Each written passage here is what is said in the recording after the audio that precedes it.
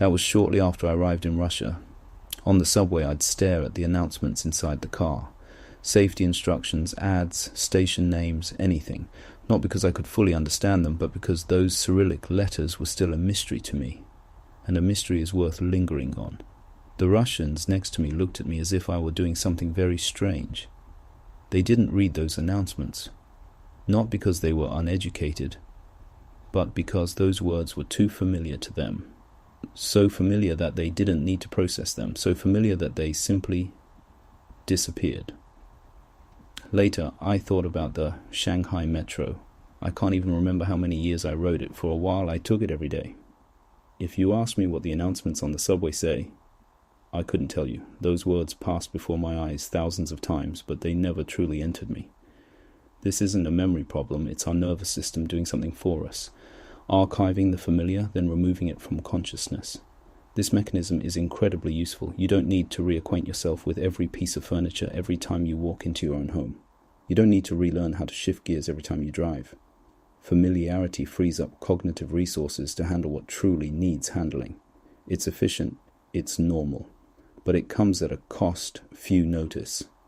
You think you're experiencing life, but most of what you experience has already been filtered out by yourself before you even realize it.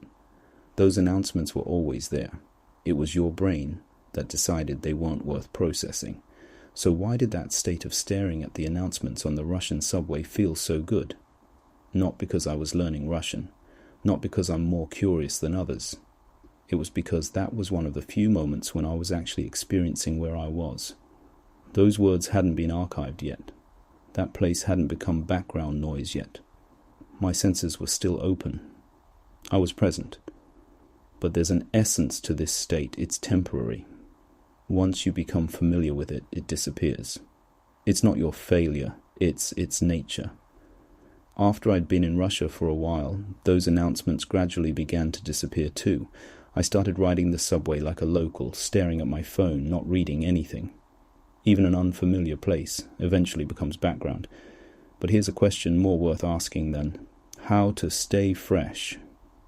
It doesn't matter if subway announcements become background, but have you, somewhere where you should be present, become completely absent because it's too familiar?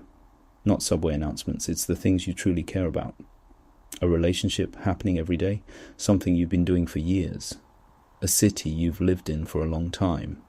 You're still there, you experience it every day. But how long has it been since you truly saw it? Has it quietly become background too? Not because it doesn't matter, but because it's so familiar that your nervous system has archived it, removed it from your perception before you even knew it. I can't tell you how to solve this, because the archiving mechanism can't be turned off, and it shouldn't be. You need it. But maybe you can occasionally do one thing. Like a stranger who just arrived in a foreign place, take a look at a place you already know too well. Not deliberate practice, not mindfulness meditation, not assigning yourself homework. Just occasionally stop and really look. The way you would have looked at it the first time you were here.